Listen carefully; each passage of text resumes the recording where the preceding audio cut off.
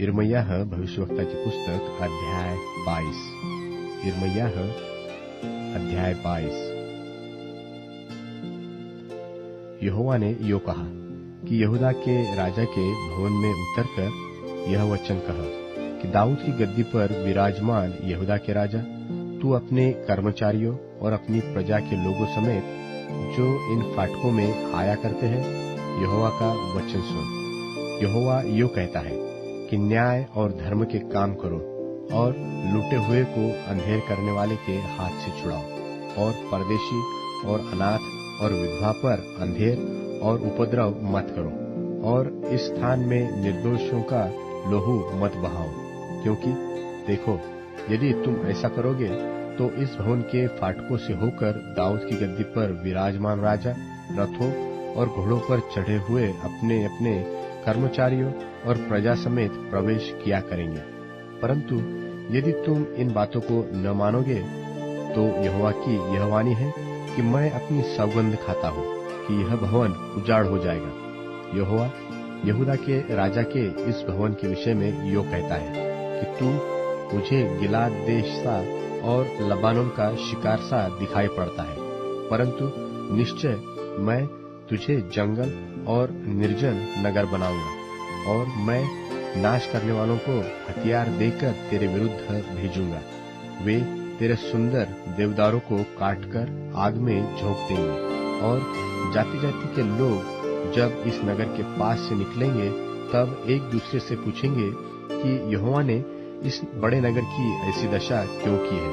तब लोग कहेंगे कि इसका कारण यह है कि उन्होंने अपने परमेश्वर यहोवा की वाचा को तोड़कर दूसरे देवताओं को दंडवत किया और उनकी उपासना भी की है। मरे हुओं के लिए मत रो, उनके लिए विलाप मत करो। जो परदेश चला गया है उसी के लिए फूट फूट कर रो, क्योंकि वह लौटकर अपनी जन्मभूमि को फिर कभी देखने न पाएगा।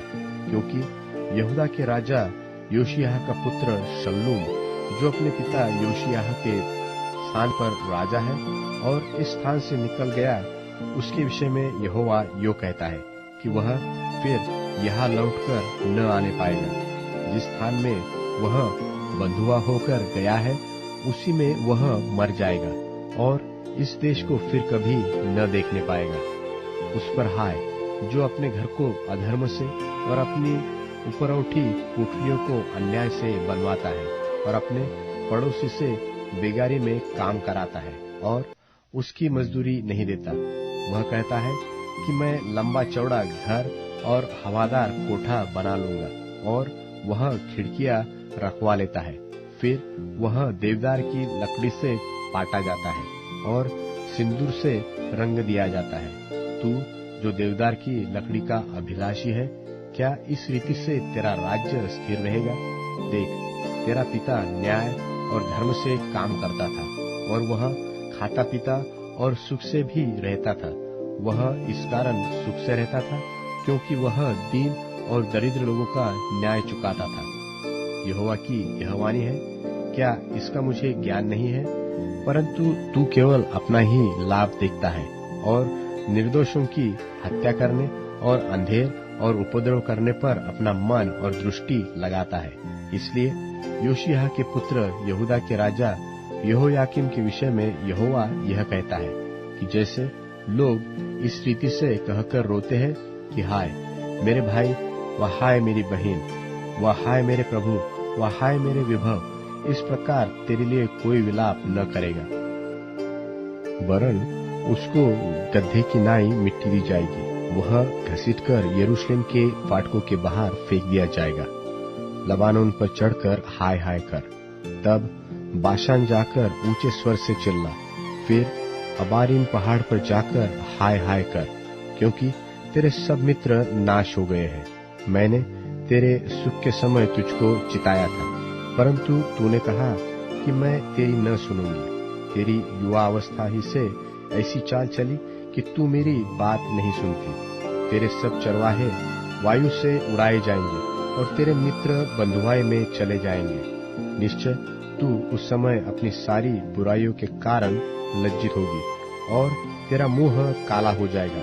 हे लबानोन की रहने वाली, हे देवदार में अपना घोंसला बनाने वाले, जब तक तुझको जच्चा की सी पीड़ाएं उठे तब तू व्याकुल हो जाएगी। यहोवा की यह वाणी है कि मेरे जीवन की सौगंध, चाहे यहोयाकीम का पुत्र यहूदा का राजा कोन्याह मेरे दाहिने हाथ की अंगूठी भी होता, तो भी मैं उसे उतार फेंकता।